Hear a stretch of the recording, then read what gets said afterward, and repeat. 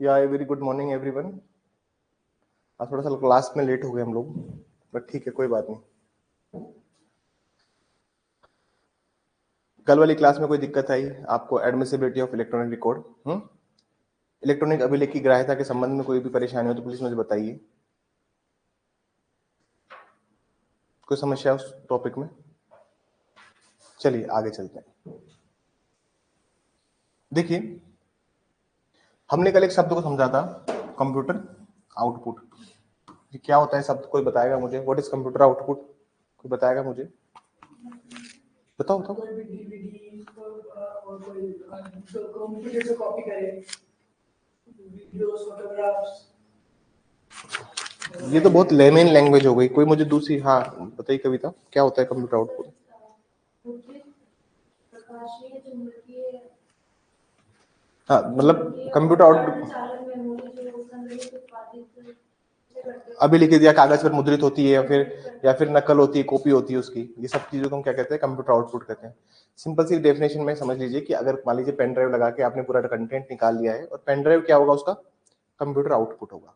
अब ये जो क्लोज टू है, ये कुछ और चीजों के बारे में बात करते हैं। किस बारे में बात करते हैं समझते हैं। देखिए,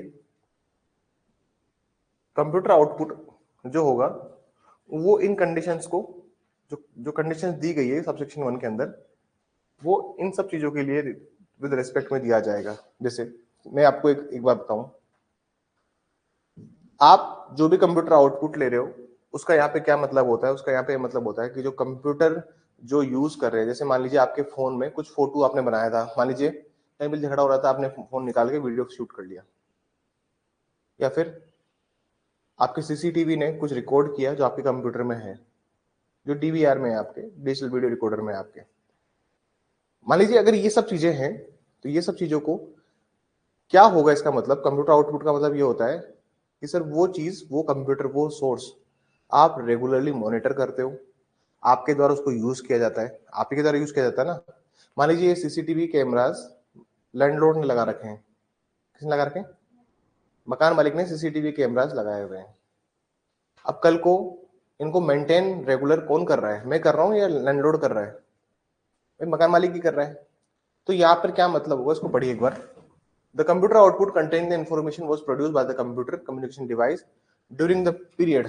ये जो पीरियड है, पीरियड का मतलब क्या? कि जब भी वो इंसिडेंट हुआ था, during the period over which the computer communication was used regularly. भाई इसको रेगुलर यूज किया जाता था, उसमें रेगुलर क्रिएट करते थे, स्टोर करते थे और प्रोसेस करते थे वो सारी इंफॉर्मेशन, और हर चीज के लिए उसको यूज लिया जाता था। और उसके उस चीज के ऊपर, उस लिमिटेड टाइम पीरियड के ऊपर, जो पीरियड है जहां पर जिस टाइम इंसिडेंट हुआ, उस टाइम में उस पर्सन का एक लॉफुल कंट्रोल था। कंट्रोल था नहीं था, मान लीजिए सीसीटीवी मैंने लगाया है, तो ये सीसीटीवी के ऊपर लॉफुल कंट्रोल किसका है? मेरा है। लॉफुल कंट्रोल मेरा है। हिंदी में एक बार पढ़ते हैं इसे। हिंदी में इसको बोला गया है सर, सूचना से युक्त कंप्यूटर निर्गम कंप्यूटर या संसूचना युक्ति द्वारा उस अवधि के दौरान उत्पादित किया गया था जिसमें उस व्यक्ति द्वारा जिसका कंप्यूटर के उपयोग पर विधिपूर्ण नियंत्रण था, उस अवधि में नियमित रूप से किए गए किसी क्रियाकलाप के प्रयोजन के लिए सर्जन, सूचना भंडारित करने या प्रसंस्करण करने के लिए नियमित रूप से कंप्यूटर या संसूचना युक्ति का उपयोग किया गया था। ठीक है, तो आपको समझ में आया कि सर जो भी हम स्टोर कर रहे हैं या फिर उसको रेगुलरली वो यूज कर रहे हैं, ये हमारे द्वारा ही इसको इस्तेमाल किया जा रहा है। समझ में ये बात? जो कंप्यूटर आउटपुट जहां से आप ले रहे हैं ना सर, तो वो जो कंप्यूटर है, वो जो फोन है, मान लीजिए फोन में लिया है, तो फोन को लॉफुली आप ही यूज कर सकते हो। क्या चोरी का फोन है क्या आपका? अगर आपका चोरी का फोन है और उससे वीडियो बनाए, तो क्या आप उससे कंप्यूटर आउटपुट दे पाएंगे? लॉफुली उस फोन पर कंट्रोल किसका होना चाहिए? आपका। बस समझ में? लॉफुली उस फोन पे कंट्रोल किसका होना चाहिए? आपका। और आप ही उस फोन को लॉफुली यूज करने के लिए, वो आपके पास रहता हो डेटा, आप रेगुलरली उसको यूज करते हो, स्टोर करते हो। ये बात समझ में आई? और लॉफुल यहाँ पे इंपोर्टेंट शब्द है। क्या है यहाँ पे? लॉफुल। लॉफुल कंट्रोल होना बहुत आवश्यक है, तभी आप वो इंफॉर्मेशन दे पाएंगे उसको। ठीक है ना? विधिपूर्ण नियंत्रण इंपोर्टेंट शब्द है, मार्क कर लीजिएगा। आगे पढ़े।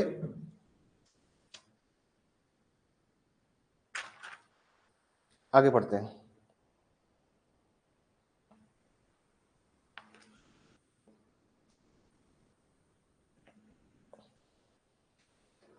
बी देखिए, during the said period information of kind contained in the electronic record of the kind in the form which the information is contained is derived was regularly fed into computer ordinary course of the said activities।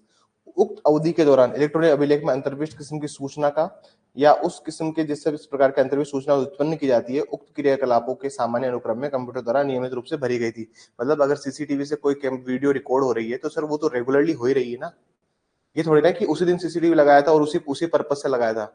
Regularly तो आप उस information feed हो ही रही है आपके अंदर। समझ में आई बात? जो इन्फॉर्मेशन रेगुलरली फीड हो रही है, जो इन्फॉर्मेशन ऑर्डिनरी कोर्स ऑफ का मतलब क्या होता है कि सर जो सामान्य जिस पर्पज से लगाया गया उस पर्पज से वो इन्फॉर्मेशन आ रही है।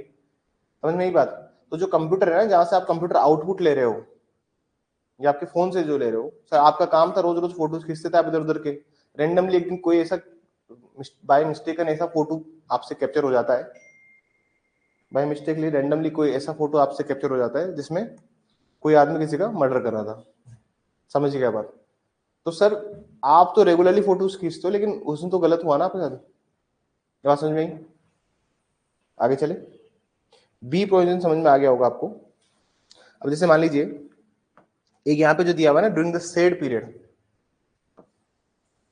उसको थोड़ा सा और समझ लीजिए। जैसे मान लीजिए किसी बैंक में चोरी हुई, किसी बैंक में क्या हुई सर? चोरी। और चोरों ने चोरी करने के लिए सुरंग बनाई। क्या बनाई? टनल। सुरंग बनाई, और सुरंग बनाई क्योंकि बैंक के पीछे जो एक घर था, घर के पास में एक शोरूम था। तो बैंक चोरों ने सोचा कि एक सुरंग बनाते हैं, जो एक शोरूम के अंदर भी चोरी करेंगे, वही वही सुरंग से हम शोरूम के अंदर भी चोरी करेंगे और बैंक के अंदर लोकर में भी उसको सुरंग को निकालेंगे। इनका प्लान सिंपल सा था। क्या प्लान है इनका? कि हम शोरूम में भी चोरी करेंगे और बैंक में भी चोरी करेंगे, एक ही सुरंग बनाओ। तो वहां पे एक सीसीटीवी लगा हुआ था। तो जब जब भी ये सुरंग बनाते थे रात को 10:30-11 बजे आते और सुबह 5 बजे निकल जाते थे। इन्होंने काम 3 महीने तक रखा। मान लीजिए इन्होंने जून जुलाई अगस्त 3 महीने तक ये काम किया। तो सर जो सेड पीरियड है जून से लेकर अगस्त तक का, अगर सीसीटीवी में वो सारे फोटोज हैं, सीसीटीवी में सारे फोटोज रिकॉर्ड हो रहे हैं, जैसे डेटाबेस रखा है पुलिस ने 6-6 महीने का, 1-1 महीने का, 2-2 महीने का, तो ये 3 महीने तक का जो भी डेटा रिकॉर्ड हुआ है वो रेगुलरली फेड हो रहा था और उनकी सारी एक्टिविटीज कैप्चर हो रही थी। बात समझ में आई आपको ये? तो सबके सब अगर रिकॉर्ड हुआ है तो वो चीज में, जैसे मान लीजिए एक अकाउंटेंट है। कौन? एक अकाउंटेंट। अकाउंटेंट आपको हायर किया था कि वो सारा जितना भी रिकॉर्ड है उसको डिजिटली अपलोड करे, ठीक है ना, एक इलेक्ट्रॉनिक अभिलेख के रूप में उसको अपलोड करें। तो अकाउंटेंट को मान लीजिए मैंने जनवरी से रखा है, जनवरी से वो मेरे पास जून तक उसने काम किया है। तो जो भी उसने घपला किया उस रिलेवेंट पॉइंट ऑफ टाइम में, और जो कोर्ट को मैं एविडेंसेस दे रहा हूँ कि सर देखिए टेली करना होता है ना, टेली बोलते हैं ना अपन, कि पहले उसने रफ में नोट किया, मतलब उसमें नोट किया है अकाउंट्स के बुक में, फिर उसने उसको, तो सर देखिए इतना डिफरेंस आ रहा है। ऑनलाइन ये रिकॉर्ड में क्या दिखा रहा है और ऑनलाइन जो कच्ची बुक है जिसमें नोट करता है उसमें क्या डिफरेंस है। समझ में आई बात? तो इसने जो रिलेवेंट पॉइंट ऑफ टाइम है जनवरी से लेकर जून तक जो काम किया, तो बताएंगे ना कि जनवरी फरवरी में तो काम ठीक था, लेकिन फिर इसने मार्च में पहली बार किया, किसने पकड़ा नहीं। फिर अरे चोर तो चोरी तभी करता है ना जब पहली बार में कोई नहीं पकड़ता। तुम सुधर जाओ, पहली बार में कोई पकड़ ले तो तुम्हें नहीं सुधरोगे। अरे हमारे घर पे काम वाली भाई आते हैं, ठीक है ना, तो ऐसा हुआ कि अभी घर में शादी होगी, तो घर में काजू बादाम बहुत सारे पिस्ता वगैरह के पैकेट्स पड़े हुए हैं। तो वो आई तो उसने क्या किया, एक पैकेट उठा के वो बैग में रख के ले जा रही थी। तो मम्मी को ऐसे शक हो गया तो उन्होंने बोला कि बैग में क्या है आपके? बैग उसमें क्या है, उसने चेन खोल के कुछ निकाल रही थी, तो मम्मी वहां से निकल रही थी, मम्मी की एकदम से नजर पड़ गई कि तो वही काजू के पैकेट है जो डिस्ट्रीब्यूट करने के लिए हम लोगों ने प्रिपेयर करवाया। तो मम्मी ने कहा कि ये तो हम वैसे ही डिस्ट्रीब्यूट कर देते आपको, आपको इसे रखना नहीं चाहिए था ना। अगले दिन बेचारी बहुत सॉरी फील किया उसने, क्योंकि पहली बार में पकड़ाई में आ गई। समझ में आई? अगर यूजुअली क्या होता है कि मान लीजिए मैंने अकाउंटेंट रखा, जनवरी फरवरी में उसने ईमानदारी से काम किया, ट्रस्ट जीता, फिर मार्च में उसने एक घपला किया, फिर मार्च के एंड में उसने एक और घपला किया, फिर अप्रैल में, मई जून में उसने बहुत घपले किए। तो अब जो भी उसने रिकॉर्ड डेटा में एंटर किया है वो सारा डेटा देखिए, वो कंप्यूटर मेरे लॉफुल पोजीशन में है, अरे मेरा ही है ना कंप्यूटर, तो मेरा ही है। उसने जो भी चीजें करी वो मेरे उसमें करी है। चोरी के साथ में सिस्टम प्रॉब्लम होती है, चोरी अगर पहली बार पकड़े में आ जाती ना तो कोई दिक्कत नहीं है। फिर वो समझ जाता है कि यार ये ठीक नहीं है। जैसे बचपन में 5 रुपए चुराने से स्टार्ट होती, सबने चुराए होंगे बचपन में, सबका इतिहास रहा है ना। 5 रुपए, 2 रुपए, 2 रुपए पड़े उठा लिए, किसने चोरी नहीं करी। लेकिन जिसको जिसको पहली बार में ही उसको प्रसाद मिल गया होगा घर वालों से, तो थोड़ा सा संभल गया होगा। आगे चलिए, आगे देखिए क्या बोल रहे हैं। Throughout the material part of the said period, the computer or the computer communication device was operating properly. मतलब जब तक वो said period था, ये कंप्यूटर डिवाइस प्रॉपरली ऑपरेट हो रहा था। बात समझ रहे हो? उक्त अवधि के महत्वपूर्ण भाग में अधोपांत कंप्यूटर संचार युक्ति समुचित रूप से कार्य कर रही थी, मतलब प्रॉपरली फंक्शनल थी। कैमरे बीच में खराब थोड़ी हुए थे, प्रॉपरली फंक्शनल थे। सर्टिफिकेट में भी हम ये सारी बातें लिखेंगे कि प्रॉपरली हमारे, हम इसके लॉफुल ओनर हैं, प्रॉपरली हम स्टोर करते हैं, रेगुलरली स्टोर करते हैं, रेगुलरली फीड करते हैं। आगे पढ़िए। और if not, then in respect of any period which it was not operating, was out of operation during that of period, was not such as to affect of the electronic record और the accuracy of the. मतलब अगर वो उस relevant point होता है, मान लीजिए बीच में 15 दिन मेंटेनेंस के लिए सीसीटीवी बंद कर दिया था, तो उससे फर्क थोड़ी पड़ रहा है। इंसिडेंट तो उस दिन रिकॉर्ड हो गया ना उसमें। मैं बोलूँ कि 15 दिन तो भैया हमारा बंद था, रेगुलरली नहीं होता, बीच में 15 दिन हमने मेंटेनेंस के लिए, शेड्यूल मेंटेनेंस होता है हमारा, हमने शेड्यूल मेंटेनेंस में उसको बंद कर दिया कि चलो ठीक है 15 दिन सारे सिस्टम डिवाइस को अपग्रेड किया जाएगा। लेकिन जिस दिन कैमरे में, सीसीटीवी में वो इंसिडेंट कैद हुआ, कैप्चर हुआ, उस दिन तो वो रेगुलरली काम कर रहा था, उससे थोड़ी फर्क पड़ रहा है। आप बताइए फर्क होगा क्या उससे कुछ? ये थोड़ी कहेगा कि नहीं आपका सीसीटीवी तो आधे टाइम काम ही नहीं करता। अरे भाई आधे टाइम काम नहीं करता, लेकिन जब उसने काम किया तब तो तुझे पकड़ लिया ना। ये थोड़ी कहेगा आधे टाइम तो काम नहीं करता। तो ये दूसरी लाइन इसलिए लिखी है क्योंकि सर टेक्निकल चीजें दिक्कत आ सकती है, हिंदी में पढ़िए इसको। और यदि नहीं तो उस अवधि के भाग की बाबत जिसमें कंप्यूटर समुचित रूप से कार्य नहीं कर रहा था या वह उस अवधि में प्रचलन में नहीं था, ऐसी अवधि नहीं थी जिससे इलेक्ट्रॉनिक अभिलेख या उसके अंतर्वस्तु की शुद्धता प्रभावित होती हो। ये बात समझ में आई? प्रभावित होती हो तक समझ में है? डी पॉइंट लिखिए प्लीज, डी पॉइंट देखिए। तो वो हार्डली उसको इफेक्ट नहीं कर रहा था, ठीक है। तो जब जिस पार्ट की जरूरत थी उस टाइम तो थी ना सर उसके पास। हाँ, अब ये थोड़ी कहेगा सर सीसीटीवी आपका तो काम ही नहीं करता। अरे नहीं करता आधे टाइम काम, लेकिन जब तूने चोरी करी तो तुझे पकड़ लिया ना, बस। डी पॉइंट देखिए। The information contained in the electronic record reproduces or is derived from information fed into computer in ordinary course of the said activities. Ordinary course of said activities. ये कहना चाह रहा है सर, जब भी electronic अभिलेख की सूचना से पुनः उत्पादित या व्युत्पन्न की जाती है जिससे उक्त क्रियाकलापों को सामान्य अनुक्रम में कंप्यूटर में भरा गया था। तो सर अब देखो तो बी और डी क्या है सर? अरे ये बी और डी ये दोनों सेम से ही है ना, तो सेम सी बात करते हैं। वीडी में भी ये था ना सर, उस टाइम पे उसकी इंफॉर्मेशन भरी गई थी, ठीक है। बी और D on the similar lines ही है, ठीक है। इसका थर्ड क्लोज देखिए, मैं एक साथ ही लिखवाऊंगा अभी। यहाँ पे ये होता है, डी क्लोज की बात कर रहे हैं आप। The information contained in electronic record reproduces or is derived. पुनः मतलब जैसे हर दिन का एक रिपीट ट्रांजेक्शन होता है ना सर। जैसे मान लीजिए एक सीसीटीवी लग रहा है, एक दिन की पूरी इन्फॉर्मेशन आई, फिर वापस अगले दिन वही 6 बजे सफाई वाला झाड़ू लगा रहा है बाहर। फिर आपने 7 बजे देखा होगा, 7 बजे एक आदमी आ रहा है जो आके ताला वाला खोल रहा है, शॉप ओपन कर रहा है, फिर वो अंदर की साफ सफाई कर रहा है, झाड़ू लगा रहा है। 8 बजे सेठ जी आ रहे हैं, समझ रहे हो बात? तो ऐसे देखा होगा आपने कि 8 बजे कौन आ रहे हैं? सेठ जी आ रहे हैं। आपने देखा होगा ये बात। तो यूजुअली क्या होता है इन केसेस में, तो वो एक रेगुलरली फीड हो रही ना हर चीज, जो चीज खुद को रिप्रोड्यूस कर रही है हर दिन। अरे हर दिन ऐसा तो होगा ना, 9 बजे बाकी स्टाफ आ जाता है, फिर बाकी स्टाफ शाम 6 बजे तक बैठा है, जो सेठ जी हो 8 बजे तक बैठे हैं। बस समझ में आ रही है आप लोगों को?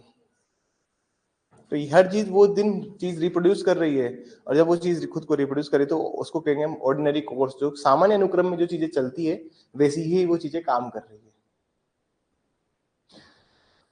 बी का 3 देखिए, मतलब थर्ड क्लोज देखिए इसका। Wherever over any period the function regarding the creating, storing or processing information for the purpose of any activity regularly carried on over that period and mentioned in the clause A subsection 2 was regularly performed by means of one or more computers or communication device, whether standalone mode, standalone mode और computer system, computer network, enabling provisions. अब देखिए क्या था ना, अब इसमें कुछ changes हुए हैं। क्या हुए इसमें जी, समझते हैं क्या क्या चेंजेस हुए हैं।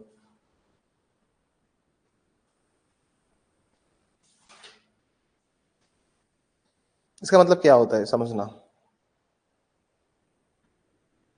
जैसे मान लीजिए आप समझने की कोशिश कीजिएगा थर्ड क्लोज को, इधर ही समझा देता हूँ कहीं जाने के बजाय। जैसे मान लीजिए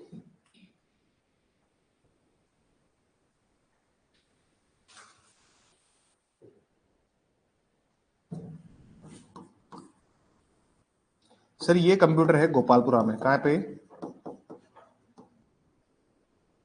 एक कंप्यूटर इन्होंने लगाया है राजा पार्क में। कहाँ लगाया, एक कंप्यूटर इन्होंने लगाया है सर झोटवाड़ा में, एक कंप्यूटर इन्होंने लगाया है, तो नाम बता दो, प्रताप नगर में ना। मान लीजिए ये जो कंप्यूटर है ना, ये कंप्यूटर क्या है, एक बैंक के सर्वर से जुड़े हुए हैं। किससे जुड़े हुए हैं, बैंक के सर्वर से जुड़े हुए हैं। मान लीजिए एक एसबीआई की ब्रांच है गोपालपुरा की, एक एसबीआई की ब्रांच है राजापाक की, एक एसबीआई की ब्रांच है झोटवाड़ा की, एक एसबीआई की ब्रांच है प्रताप नगर की। ऐसे सो एंड सो फोर, सब एक सर्वर से जुड़े हुए हैं। ये जो सर्वर है, इस सर्वर को हम बोल रहे हैं, मान लीजिए ये एसबीआई का सर्वर है। किसका सर्वर है, अब पढ़िए इसको। Wherever any period of the function of creating, storing, processing information for the purpose of any activity regularly carried on over that period, as mentioned in clause A of subsection 2, was regularly performed by means of one or more computers or communication device. बात समझ में आई, ये बात समझ में आई यहाँ तक। पहला जो ये बता रहा है stand alone mode, standalone mode का मतलब क्या होता है कि सर आप उसको या तो आप सिंगल ही उसको यूज कर रहे हो। क्या कर रहे हो, स्टैंड अलोन मोड का होता है कि आप सिंगल उसको यूज कर रहे हो। जैसे लिखा है ना यहाँ पे मीन्स ऑफ वन, मतलब आप उसको एक कंप्यूटर है और एक उसका क्या है सर्वर, जहाँ पे उसका डेटाबेस जा रहा है। तो होता है ना मेरे स्टाफ दिन भर क्या काम करता हूँ, उसका डेटाबेस शाम को मेरे उसमें जाता हूँ कि आज इन्होंने ये फाइल बनाई, ये फाइल नहीं, न्यू फाइल क्या क्रिएट हुई आज के दिन की। क्या बताओ, मैं रोज शाम को उसको मॉनिटरिंग करता हूँ कि आज तुमने दिन भर क्या काम किया है, क्या फाइल्स उसमें क्रिएट हुई है। दूसरा, ऑन ए कंप्यूटर सिस्टम, एक कंप्यूटर सिस्टम के ऊपर सर, एक कंप्यूटर प्रणाली पर या किसी कंप्यूटर नेटवर्क पे, ये सारे क्या है सर, कंप्यूटर नेटवर्क है ना जो जुड़े हुए हैं एक दूसरे से। ये पूरा कंप्यूटर सिस्टम का एक सर्वर बना हुआ है यहाँ पे, ये सारे सर्वर एक ही नेटवर्क से जुड़े हुए हैं। समझ में आई। और on a computer resource enabling information creation और प्रोवाइडिंग इंफॉर्मेशन प्रोसेसिंग स्टोरेज और थ्रू एन इंटरमीडिएटरी, इंटरमीडिएटरी मतलब कोई भी एक बीच में एक ऐसा पर्सन है जो सबको कुछ प्रोवाइड करा रहा है, इंटरमीडिएट आके, ठीक है। कोई भी ऐसा है जो मध्यवर्ती है, जैसे गोपालपुरा की ब्रांच को इन्फॉर्मेशन चाहिए फ्रॉम प्रताप नगर, ठीक है, तो उसने सर्वर पे वो इन्फॉर्मेशन देखी और वही इन्फॉर्मेशन इसने भी डाल रखी थी, तो एक इंटरमीडिएटरी हो गया। ये वाला मेन सर्वर जो है जो हेडक्वार्टर में है, ये सर्वर क्या है, एक तरह से इंटरमीडिएटरी का काम कर रहा है। एग्जाम्पल समझ में आएगा तो ये पूरा ये थर्ड क्लोज समझ में आ जाएगा, पूरा थर्ड क्लोज इसी एग्जाम्पल पे बेस्ड है। आगे बढ़िए, आगे बढ़िए। All the computers communication device used for that purpose during that period shall be treated this section as a constituting a single computer। मतलब अगर वो पूरा ट्रांजेक्शन अगर आप देखोगे तो पूरे ट्रांजेक्शन में उसको क्या माना जाएगा, एक सिंगल कंप्यूटर, एक सिंगल यूनिट मानो आप उसे। और communication device and references in the section of computer communication device shall be constitute accordingly, उसको वैसे ही एक सिंगल डिवाइस की तरह आप कॉन्स्टिट्यूट करो। जैसे मान लीजिए एक सर्वर था, सर्वर गोपालपुरा में था, ठीक है ना, एक आदमी ने फ्रॉड किया बैंक के साथ में।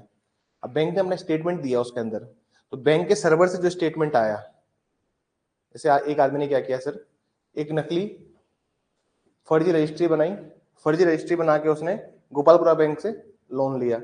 अब उसका जो लोन की डिटेल्स है वो एसबीआई के सर्वर में है, समझना बात।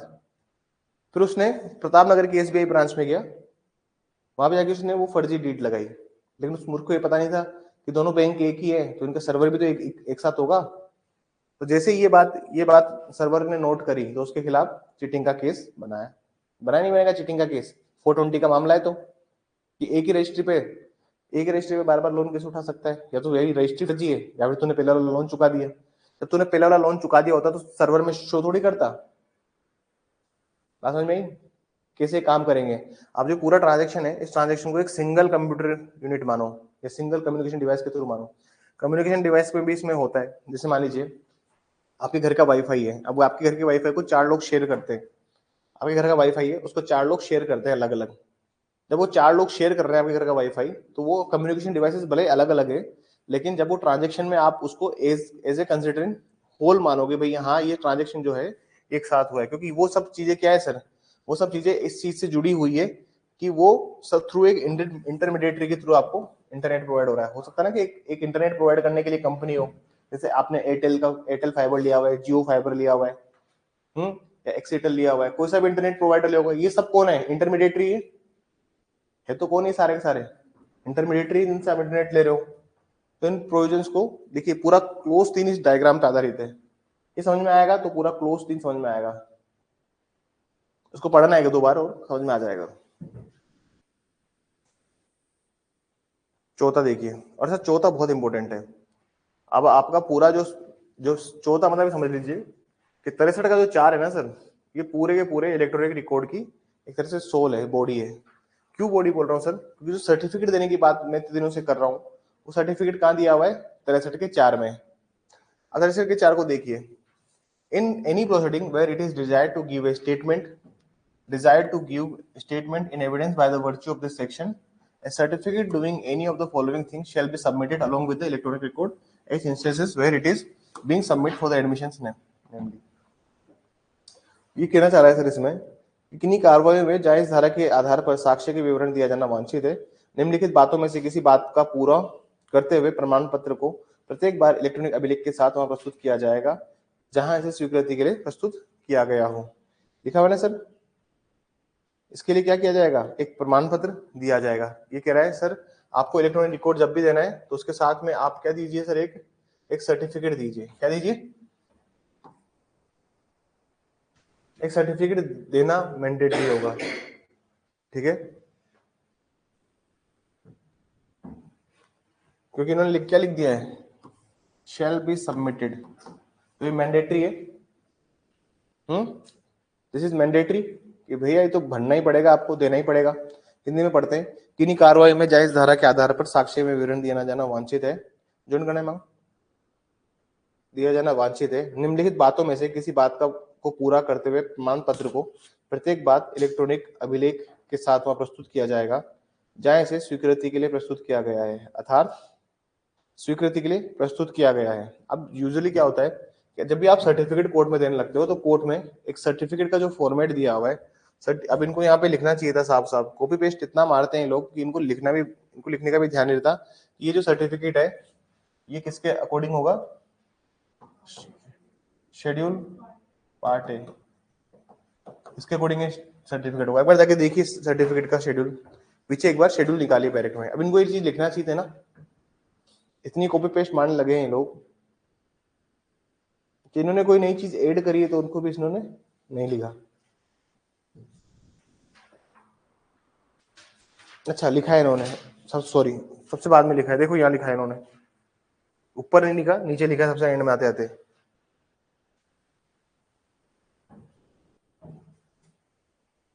ये है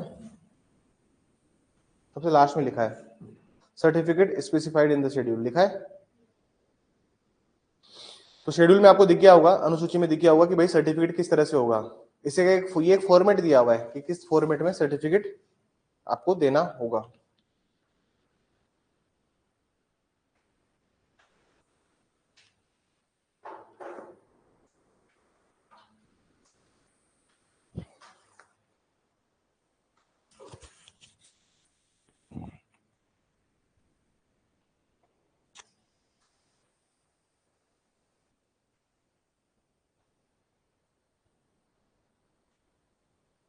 ठीक है,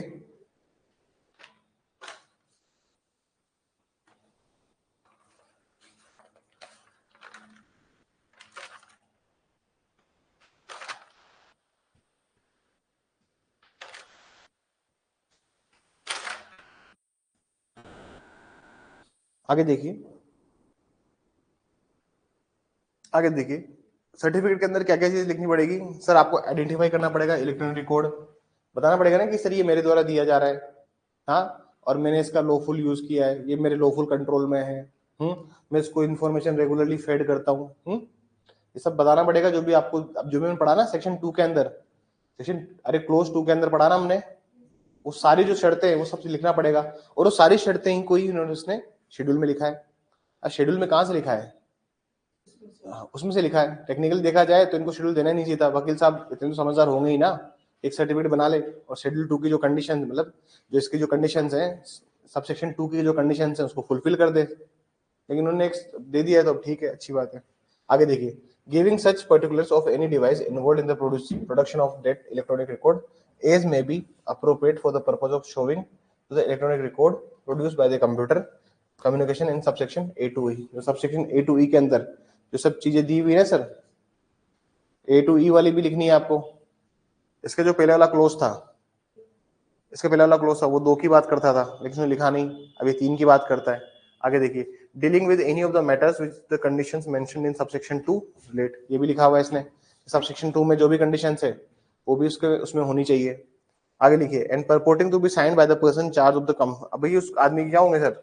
जो भी इंचार्ज उस कंप्यूटर आउट, जो भी सर इंचार्ज है ना उसका, जहां से उस कंप्यूटर, जहां से वो चीज इंफॉर्मेशन मिली है, वो आदमी अपने साइन करेगा उस सर्टिफिकेट के ऊपर। एंड यहाँ पे एक नया शब्द इन्होंने जोड़ा है। नया शब्द क्या जोड़ा है? An expert shall be evidence, an expert shall be evidence of any matter stated in certificate for that purpose subsection 2 it shall be sufficient for the matter to be statement best of knowledge and believe that person stating the certificate specified. मतलब ये कहना चाह रहा है कि sir, ये क्या बोला चाहता है यहाँ पे? इसका कहने का मतलब यहाँ पे ये है कि सर अगर वहां पर एक कोई विशेषज्ञ हो, जैसे मान लीजिए किसी विशेषज्ञ ने कोई चीज दी है और कोई साक्ष्य दिया है, ठीक है, तो उसका कथन करना ही पर्याप्त होगा, उसका स्टेटमेंट ही क्या होगा? मोर देन इनफ होगा और सफिशिएंट होगा कि भैया इसने स्टेटमेंट दिया है, कि ये जो स्टेटमेंट हो, जो सर्टिफिकेट वो लोग दिया जा रहा है यहाँ पे, दैट इज इटसेल्फ सफिशिएंट। और एक्सपर्ट का भी जाके एक बार शेड्यूल में देख लीजिए, देखिए शेड्यूल के एक बार शेड्यूल निकालिए, शेड्यूल का पार्ट भी देखिए, उसका भाग ख देखिए।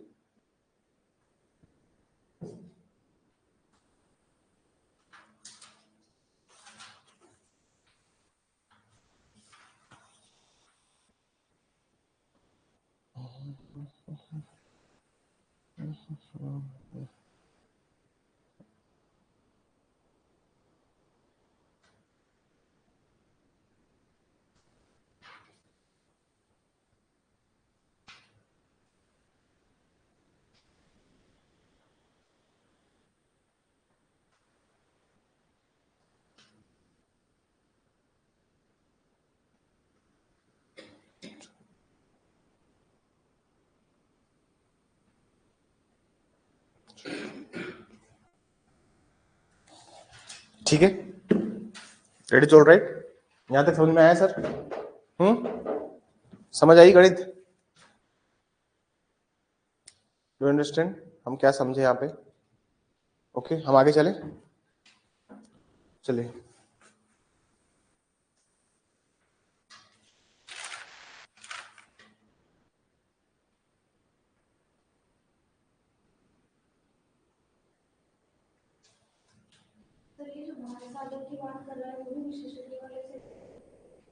बाहर साधक कौन? बाहर साधक का मतलब होता है जो भी भैया उसका ऑफिसर है। जैसे मान लीजिए मैंने यहाँ पे किसी को मैनेज किया करने के लिए लगाया हुआ है, तो जो सबको मैनेज करता है। जैसे मान लीजिए एक, हाँ, जैसे मान लीजिए एक सीसीटीवी का एक मैंने सिक्योरिटी का एक्सपर्ट बिठा रखा है यहाँ पे, तो वो उस पूरा सिक्योरिटी का एक्सपर्ट वो है ना, तो ही इज द इंचार्ज। भाई जो भी ऑफिसर इंचार्ज है, वो जो सिक्योरिटी सिस्टम देखता है, उस वो सर्टिफिकेट देगा। फिर मैं थोड़ी दूंगा, मेरे कंट्रोल में क्या फिर? उसका पर्पज यही है भाई, सिक्योरिटी इंचार्ज जो है वही देखता है पूरा, तो सिक्योरिटी इंचार्ज का जाएगा सर्टिफिकेट। फिर ये थोड़ी होगा कि नहीं सर, सैलरी आप देते हो, सर्टिफिकेट भी आप ही दोगे, तो फिर तेरे को क्यों बिठाया है? भाई फिर तुझे क्यों बिठाया है यहाँ पे? जब यही सब हमें भी करना है तो ठीक है सर।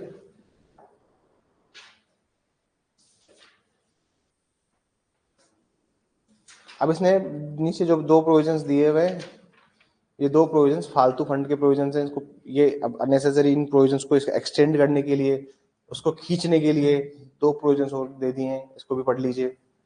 खत्म करते हैं, बस लिखाने का काम करता हूँ शुरू।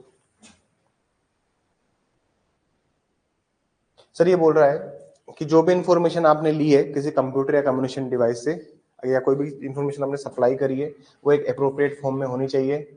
अगर आप उसको सप्लाई कर रहे हो तो वो विद और विदाउट इंटरवेंशन, ह्यूमन इंटरवेंशन होनी चाहिए, और एक अप्रोप्रिएट इक्विपमेंट होनी चाहिए। अप्रोप्रिएट इक्विपमेंट का क्या मतलब है? यहाँ पे सीडी, पेन ड्राइव इसमें होनी चाहिए। ऐसा नहीं कि ऐसा नहीं कि जज साहब को फोन दिखा दिया जाके, जज साहब को क्या दिखा दिया? फोन।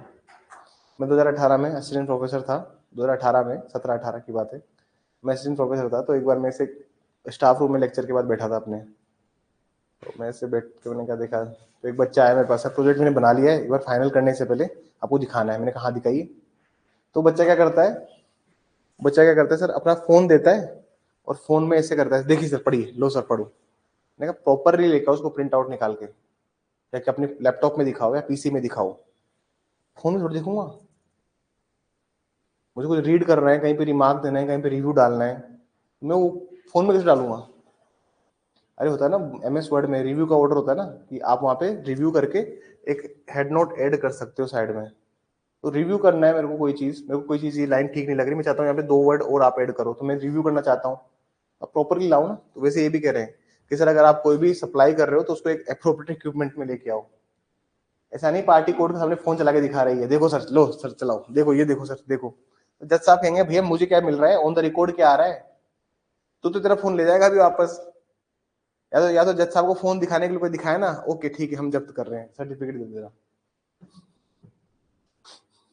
क्या करोगे? और एप्रोप्रिएट इक्विपमेंट में लेके आओगे ना, समुचित उपस्कर, क्या शब्द इन्होंने यूज करते हैं लोग, उपस्कर। उपस्कर पहली बार सुना है मैंने शब्द, आपने भी? ये बात तो जब एक्सप्लेनेशन में लिखी थी ना, 57 एक्सप्लेनेशन में लिखी थी ना, विदाउट एनी इंटरवेंशन और ये सारी बात दिखाई 57 का कौन किसकी बात कर रहे हैं आप?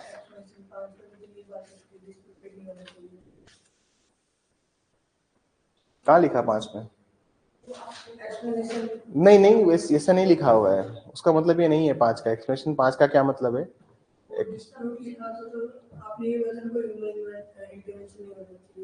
प्रॉपर कस्टडी को लेकर आप डिस्प्यूट रेज कर सकते हो, आप आक्षेप लगा सकते हो कि that evidence is not from proper custody. छोड़िए उसको, समझा दिया वैसे मैंने उसको, बहुत इनफ टाइम दिया है इस टॉपिक पे मैंने ऑलरेडी। अब जाके पुरानी क्लास में देख लीजिएगा, पुराने नोट्स पढ़ लीजिएगा, we have already discuss that point very illustrative. बस वो अलग है, इससे आप दोनों कनेक्ट मत कीजिए, that is all together a different point, ये एक डिफरेंट पॉइंट है, दोनों अलग अलग हैं। एक्सप्लेनेशन नंबर 5 ये बताता है कि प्राइमरी एविडेंस कब माना जाएगा, जब वो प्रॉपर कस्टडी से आया हो, लेकिन अगर उसको डिस्प्यूटेड किसी ने कर दिया है तो नहीं मानेंगे। और यहाँ पे जो है, यहाँ पे कह रहा है कि ह्यूमन इंटरवेंशन हो या ना हो उससे कोई फर्क नहीं पड़ेगा।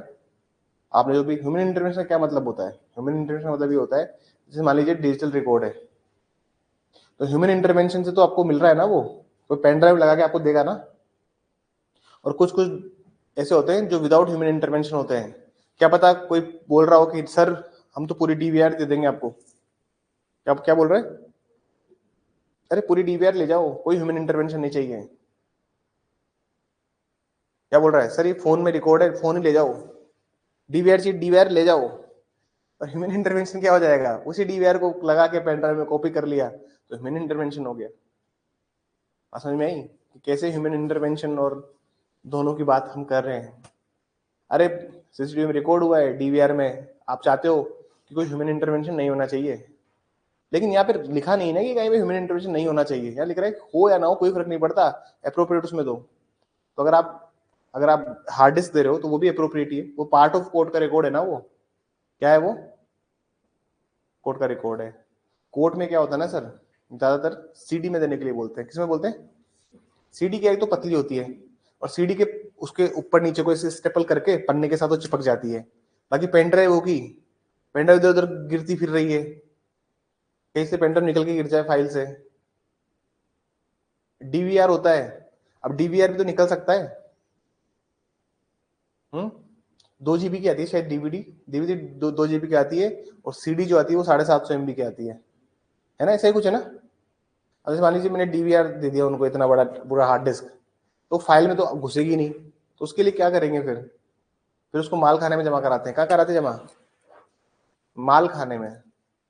एक माल खाना होता है कोर्ट का, उस कोर्ट के माल खाने में वो जमा होती है, उस पर सीरियल नंबर और सील लगती है। उसमें क्या लगती है, बार बार उसको कपड़े से पैक करके उसमें एक सील लगा देते हैं, उस सील के ऊपर कागज चिपका देते हैं, ये फलाना फलाना केस से संबंधित है। उसको खोलते तभी हैं जब उसकी तारीख आती है, ये देखना होता है। जब अपील में मैटर जाएगा, तो जब उसमें अपील में मैटर गया तो फिर क्या करते हैं, आरओआई मंगा लेते हैं। आरओआई मतलब होता है जो भी रिकॉर्ड ऑफ इंस्ट्रूमेंट्स हैं सबको मंगा लेते हैं, जो नीचे कोर्ट में क्या क्या रिकॉर्ड्स थे, पूरे रिकॉर्ड को हाई कोर्ट बुला लेगा अपने पास की पूरे रिकॉर्ड्स भेज दो इस केस के। तो फिर माल खाने से उसको फाइल, उसकी फाइल, उसके रिकॉर्ड्स सबको उठा के, इसको पूरा रिकॉर्ड मेंटेन होता है। और आपको ये भी बताता हूँ, रजिस्टर में हर चीज का रिकॉर्ड मेंटेन रहता है कि किस रैक में, ए रैक में कहाँ पड़ा है, बी रैक में कहाँ पड़ा है, किस रैक में कौन सी फाइल पड़ी है। जैसे यूजुअली कोड में क्या होता है, एक अलमारी जो है वो काम आएगी 2005 लिख देंगे उसके ऊपर, 2005 की फाइल्स पूरी इसमें है, 2005 का पूरा रिकॉर्ड इसमें है। अब जैसे मान लीजिए तमंचा मिला है सीन ऑफ क्राइम पे, अब तमंचे को फाइल में कैसे लगाएंगे, तो उसको तो फिर माल खाने भेजना पड़ता है ना। वैसे मान लीजिए गांजा मिला है या पुलिस को ड्रग्स मिली है, तो उसको फिर माल खाने में रख देते हैं, लेकिन माल खाने में चूहे खा जाते हैं। जैसे गांजा जब्त किया तो माल खाने में कौन खा जाएगा, चूहे, इंसानी रूपी चूहे। कहते सर गांजा कहाँ है, सर वो तो चूहे खा गए। माल खाने में बहुत चूहे हैं। कौन खाता है, चूहे खाते हैं या फिर इंसानी रूपी चूहे खाते हैं। जैसे गांजा पकड़ा, तारीख चल रही है, अब एक दिन बोला कि चलो पूरे माल को पेश किया जाए, आज जजमेंट देंगे, पूरा माल लिया वहीं पे, तो रिकॉर्ड में इतना दिखाता है या तो कुछ बचा ही नहीं, सर वो चूहे खा गए, बहुत चूहे हैं सर। तो आप समझदार हैं, खुद फैसला कीजिए कौन खाता है। नहीं, चूहे भी खाते हैं, ऐसी बात नहीं है, लेकिन जो है सो है, और क्या बोले। आगे पढ़िए। A computer output shall be taken to have been produced by a computer communication device, whether it was produced directly or without human intervention, means of any appropriately equipment other electronic। ठीक है। अरे sir जो भी ए से ई में बताया ना sir, जो भी ए से ई में बताया है, तो उसको भी क्या दो, एक एप्रोप्रिएट इक्विपमेंट में दो, एक एप्रोप्रिएट इक्विपमेंट में दो। सर ए से ई में बताया था ना कि बहुत सारे कंप्यूटर एक सर्वर से कनेक्टेड हैं, उसका भी एविडेंस देना है आपको, उसको भी एप्रोप्रिएट इक्विपमेंट में एविडेंस दिया जाए। ये होता है आपका 63 खत्म। क्या होता है आपका 63 गेम और होता है 63 का। अब इसमें लिखना बहुत सारा है, क्या करना है, चलिए थोड़ा सा लिखने की प्रयास करेंगे।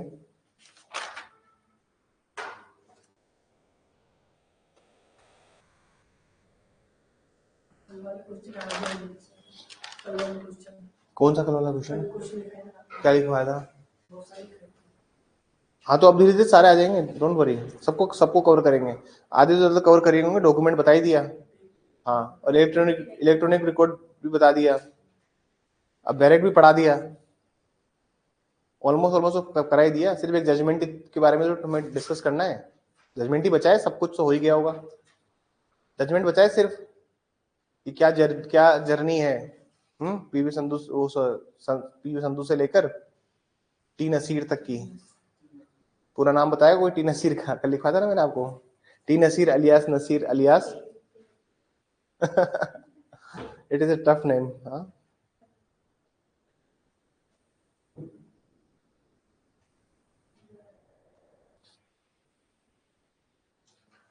क्या बोल रहे हैं,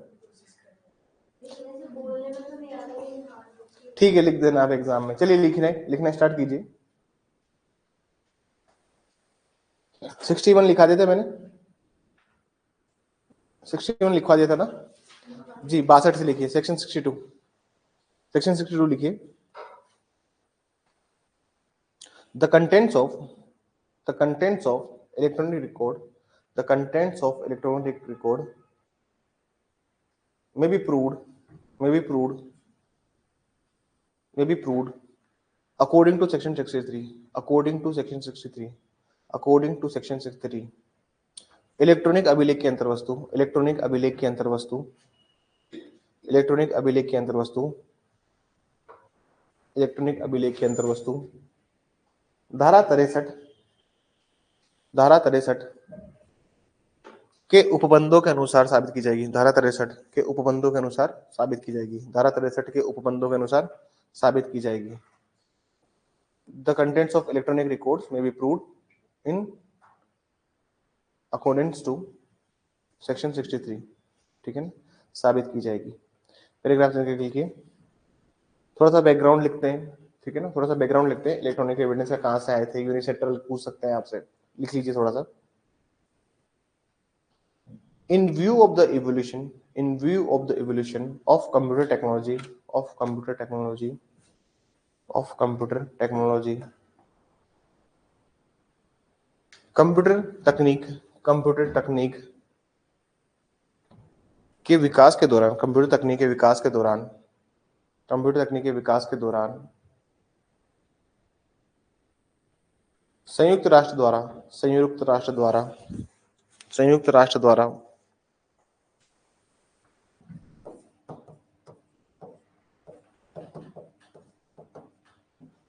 संयुक्त राष्ट्र द्वारा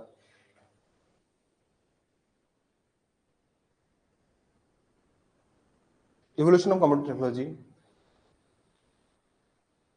the United Nation, the United Nation conducted a convention, conducted a convention on unilateral, on unilateral, on unilateral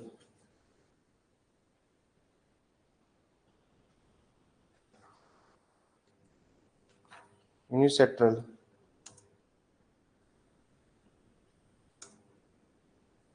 on unilateral, Hindi में लिखा है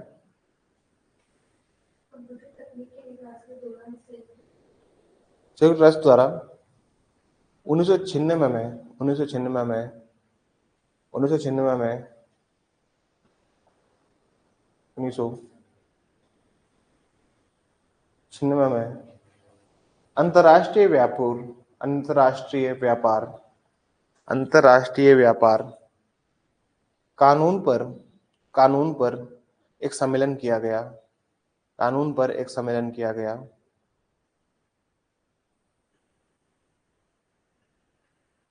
सम्मेलन किया गया, क्या लिखा है मैंने आपको, यूनिसेट्रल, ब्रैकेट में लिखना, United nation, United nation commission of international trade law, United nation commission on international trade law, United nation commission on international trade law. इस सम्मेलन का,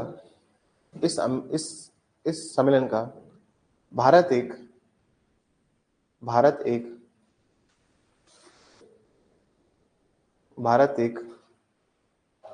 हस्ताक्षरी राष्ट्र था, भारत एक हस्ताक्षरी राष्ट्र था।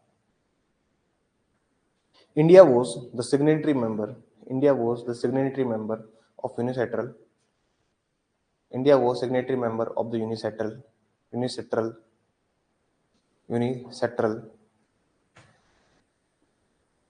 आगे लिखिए, due to article 253 of Indian constitution, भारतीय संविधान के अनुच्छेद 253 के अनुसार, भारतीय संविधान के अनुच्छेद 253 के अनुसार, भारतीय संविधान के 253 अनुच्छेद 253 के अनुसार, due to article 253 of the Indian constitution,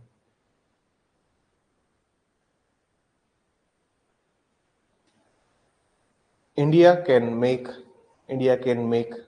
law, India can make law on international conventions,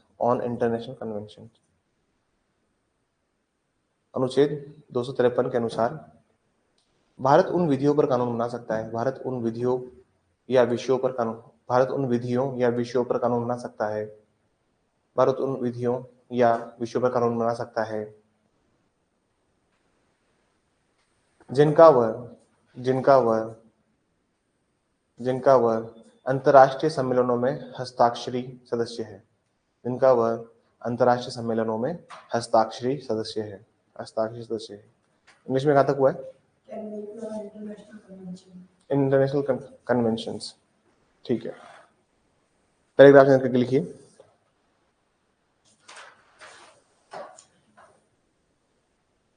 On the basis of this, India has enacted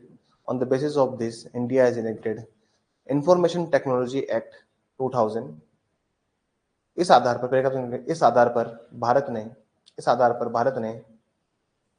Bharat ने वर्ष 2000 में भारतीय प्रौद्योगिकी अधिनियम 2000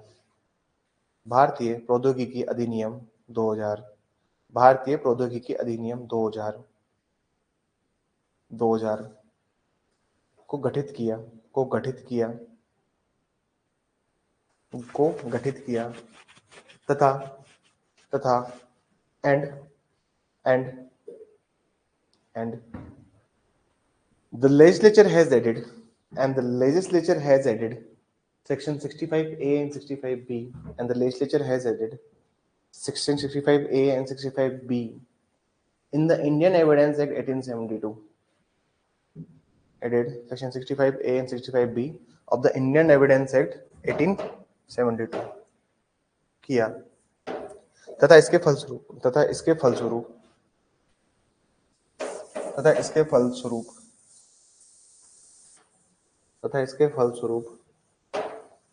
भारतीय साक्ष्य अधिनियम 1872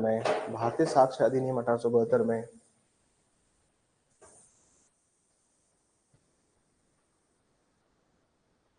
धारा 65A व B को जोड़ा गया।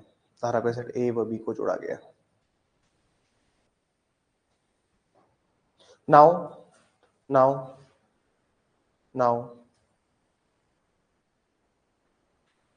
in the भारतीय साक्ष्य अधिनियम 2023, परंतु अब भारतीय साक्ष्य अधिनियम 2023 में now in भारतीय साक्ष्य अधिनियम 2023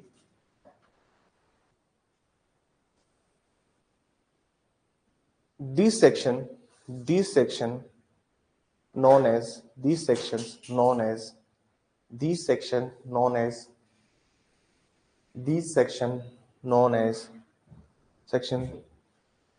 section 62 and 63 भारतीय साक्ष्य अधिनियम 2023 में इन धाराओं को धारा 62 और 63 के नाम से जाना जाता है। धारा 62 और 63 के नाम से जाना जाता है। आगे लिखिए। 2023 अधिनियम के अंतर्गत इन 2023 पैराग्राफ में लिखिए। इन 2023 अधिनियम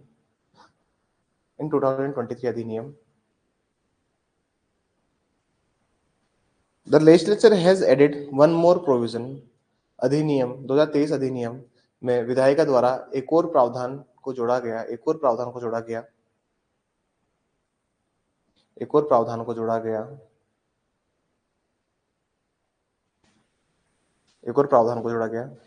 Added one more provision known as section 61, जिसे धारा 61 के नाम से जाना जाता है।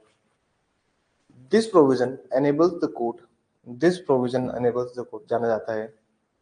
यह धारा न्यायालय को इलेक्ट्रॉनिक व डिजिटल साक्ष्य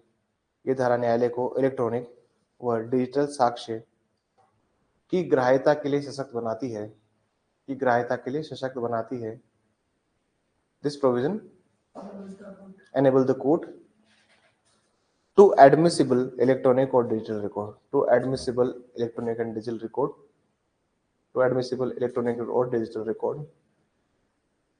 and giving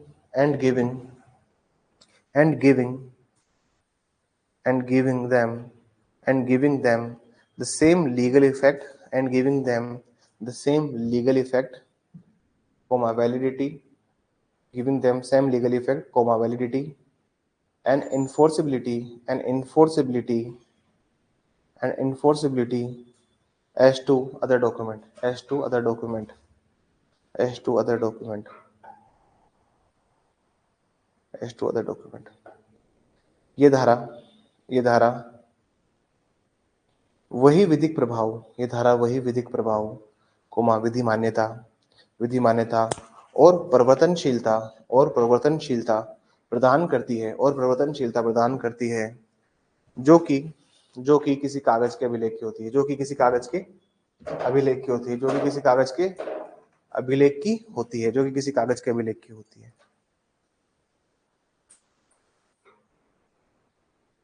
ठीक है, यहां तक समझ में आया?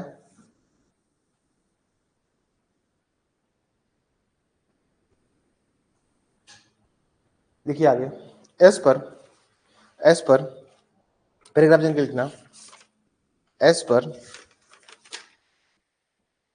सेक्शन 2E, एस पर सेक्शन 2E ऑफ द भारतीय साक्ष्य अधिनियम 2023, एस पर सेक्शन 2E ऑफ द भारतीय साक्ष्य अधिनियम, भारतीय साक्ष्य अधिनियम 2023 के, भारतीय साक्ष्य अधिनियम 2023 के, भारतीय साक्ष्य अधिनियम 2023 के धारा 2E में, धारा 2E में, धारा 2E में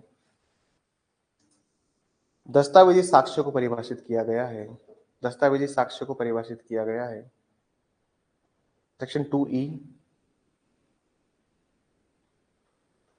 it has defined the word documentary evidence, it has defined the word documentary evidence, documentary evidence को प्लीज इन्वर्टेड फॉर्म में करना, it has defined the word documentary evidence, it has defined the word documentary evidence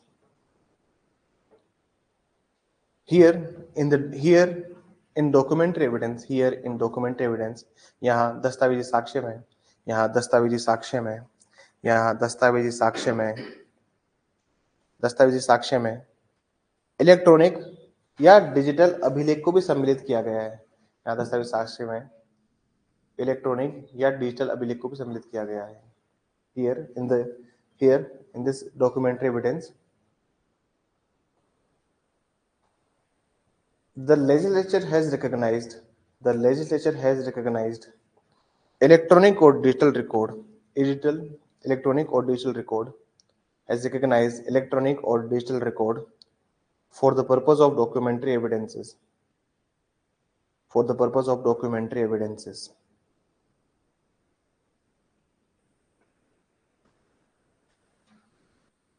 paragraph change करके लिखिएगा please. It is a rule of best evidence, ये सर्वोत्तम साक्ष्य का नियम है कि, ये सर्वोत्तम साक्ष्य का नियम है कि it is a rule of best evidence that दस्तावेजी साक्ष्यों में, ये सर्वोत्तम साक्ष्य का नियम है कि दस्तावेजी साक्ष्यों में, it is a rule of best evidence that in case of documentary evidence only primary evidence can be given, only primary evidence can be given। दस्तावेजी साक्ष्य का नियम है, दस्तावेजी साक्ष्यों में केवल प्राथमिक साक्ष्य को ही, केवल प्राथमिक साक्ष्य को ही, प्राथमिक साक्ष्य को ही न्यायालय के समक्ष रखा जाएगा, न्यायालय के समक्ष रखा जाएगा, न्यायालय के समक्ष रखा जाएगा। Primary evidence shall be produced, primary evidence shall be produced before court, before court, the primary evidence shall be produced before court। Full stop लगा के लिखिए, और बहुत इंपॉर्टेंट लाइन लिखा रहा हूं, therefore in case of electronic record also, therefore in case of electronic record also, इसलिए electronic अभिलेख के मामलों में भी, इसलिए इलेक्ट्रॉनिक अभिलेख के मामलों में भी प्राथमिक साक्ष्य ही देना होगा, इसलिए इलेक्ट्रॉनिक अभिलेख के मामले में भी प्राथमिक साक्ष्य ही देना होगा। therefore in case of electronic record primary evidence must be adduced, primary evidence must be adduced. समझ में आई बात? हमने कैसे कनेक्ट किया इस आंसर को? Primary evidence must be adduced. देखिए हमने शुरुआत में लिखा कि क्या होता है, फिर कहां से आया है, फिर हमने बताया कि भाई एविडेंस में इसको डॉक्यूमेंट्री एविडेंस माना है, तो मतलब फिर हमने लिखा कि रूल ऑफ बेस्ट एविडेंस ये है कि आप डॉक्यूमेंट्री एविडेंस में हमेशा प्राइमरी एविडेंस दोगे। कौन सेक्शन था? 59 में बोलता है ना ये बात कि डॉक्यूमेंट्री एविडेंस में आप प्राइमरी एविडेंस दीजिए अनलेस सेकेंडरी एविडेंस के लिए स्कोप ना बने। तो हमने उस चीज को वहां से कनेक्ट करते करते हम यहाँ तक पहुंचे। अब आगे लिखें, अब पूरा समझ में आया how you have to write the mains answers? समझ में आई बात? क्योंकि हम उसको स्टेप बाय स्टेप कनेक्ट करते चल रहे हैं, हमेशा नहीं कि सीधा स्किप करके सेक्शन 63 लिखो, लिखना स्टार्ट करो। देखिए बैरेक में जो दिया हुआ है ना, देखिए हम जो बैरेक में पढ़ रहे हैं ये ऑलरेडी बहुत कुछ दिया हुआ है, हम तो बस इसको ऊपर से इसका जिस्ट निकाल रहे हैं। बात समझ में आई? तो मतलब बेस्ट एविडेंस देना होगा। आगे लिखिए, आगे लिखिए। However, this may not be possible in cases of section 63. However, this may not be possible in cases of section 63. परंतु, पूर्ण नाम लिखा गया है, परंतु धारा 63 के मामलों में, परंतु धारा 63 के मामलों में, परंतु धारा 63 के मामले में, परंतु धारा 63 के मामले में यह है, परंतु धारा 63 के मामले में यह है,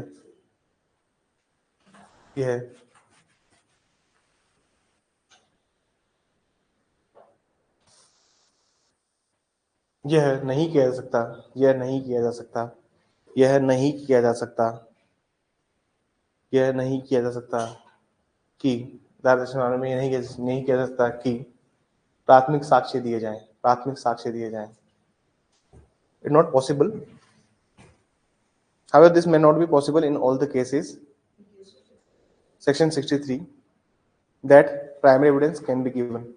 That primary evidence can be given. That primary evidence can be given.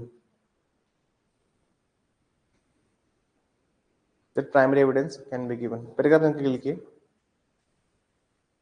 To rule out any possibility, to rule out any possibility, to rule out any possibility of giving primary evidence, to rule out any possibility of giving primary evidence, प्राथमिक साक्ष्य, प्राथमिक साक्ष्य, प्राथमिक साक्ष्य न्यायालय के समक्ष प्रस्तुत करने के लिए, प्राथमिक साक्ष्य न्यायालय के समक्ष प्रस्तुत करने के लिए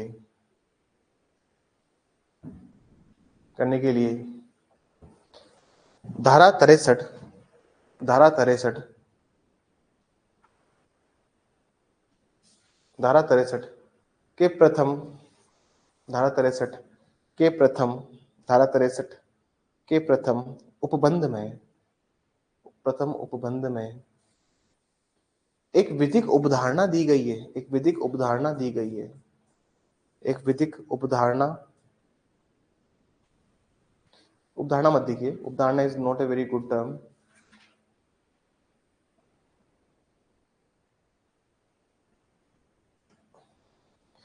एक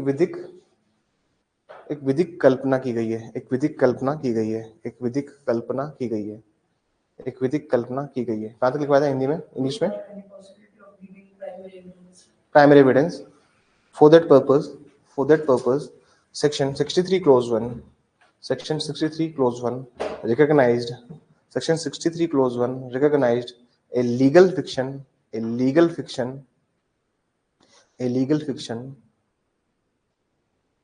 a legal fiction by which on fulfilling the conditions of section 63, by which on fulfilling the conditions of section 63, by which on fulfilling the conditions of section 63, इसके अंतर्गत धारा 63 की, इसके अंतर्गत धारा 63 की परिस्थितियों को या शर्तों को, धारा 63 की शर्तों को पूर्ण करके, धारा 63 की शर्तों को पूर्ण कर द्वितीयक साक्ष्य को प्राथमिक साक्ष्य बनाया जा सकता है। धारा 63 की शर्तों को पूर्ण कर द्वितीयक साक्ष्य को प्राथमिक साक्ष्य बनाया जा सकता है। द्वितीयक साक्ष्य को पूर्ण कर द्वितीयक साक्ष्य को प्राथमिक साक्ष्य बना सकता है। कहां तक लिखा था? Section 63 a secondary evidence can be made primary evidence, a secondary evidence can be made primary evidence, a secondary evidence can be made primary evidence। Paragraph संख्या लिखिए। उदाहरण के लिए फॉर एग्जांपल प्रिंट आउट, वही लिखना, प्रिंट आउट को print out ही लिखना। उदाहरण के लिए for example print out comma pen drive, pen drive को पेन ड्राइव लिखना, ठीक है ना? ऐसा नहीं कि पेन को कलम, ड्राइव को क्या लिखोगे? हाँ, चलाना नहीं होता है, ड्राइव का मतलब होता है स्टोरेज करने की। पेन ड्राइव को पेन ड्राइव लिखना, ठीक है ना? उदाहरण के लिए print out comma pen drive CD DVD। For example print out pen drive CD DVD। which is actually not the original, which is actually not the original, that is not a primary evidence, जो कि वास्तविक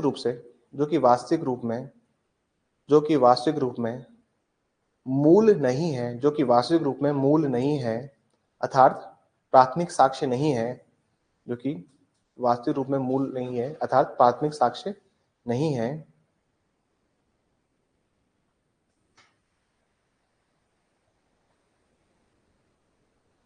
not the primary, क्या लिखा है, not the original,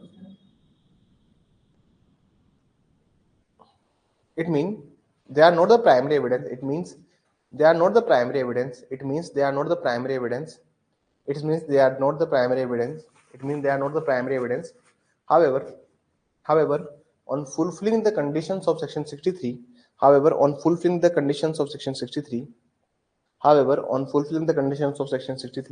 परंतु धारा 63 की शर्तों को पूर्ण किए जाने के पश्चात वह साक्ष्य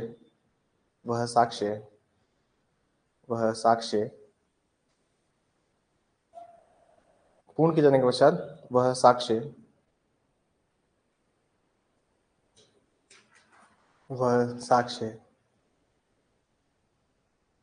द्वितीयक से प्राथमिक बन जाएंगे, On fulfilling the condition of section 63, they ultimately become primary evidence to secondary evidence. They ultimately become primary evidence from secondary evidence.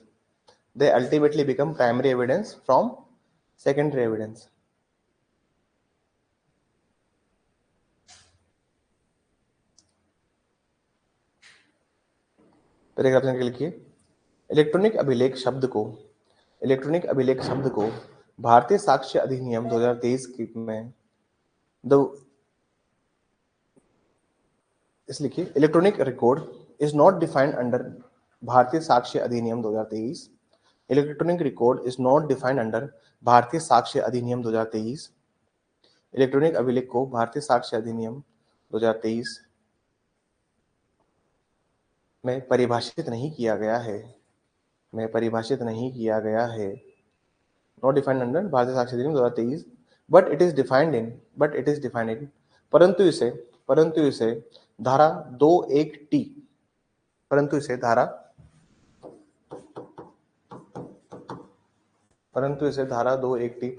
however, but it is defined in section 220 of IT Act 2000, 220 IT Act of 2000 में से इसको परिभाषित किया गया है, ठीक है ना,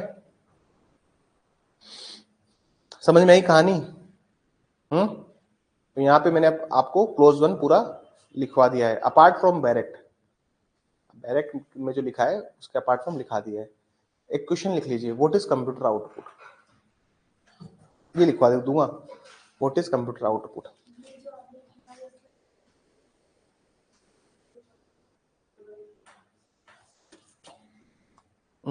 ये क्वेश्चन ये आएगा कि discuss the admissibility of electronic record, discuss कर लेना और क्या. देखिए प्रोविजंस ऐसा आता है, explain the provisions with respect to electronic record, तो फिर प्रोविजन समझाओ. डिस्कस द, अब उस पर विवेचना कीजिए, तो विवेचना कर दिया आपने, और क्या, विवेचना ये होती ना. अरे तुम्हें एक्सप्लेन करने के लिए बोल रहा है, एक्सप्लेन द प्रोविजंस, तो प्रोविजन समझाओ.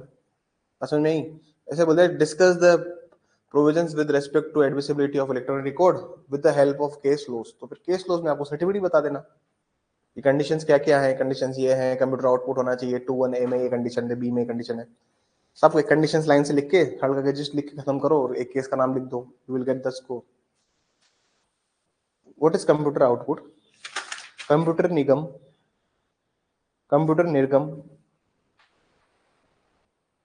किसे कहा गया है, कंप्यूटर निर्गम किसे कहा गया है. That's all for today. Computer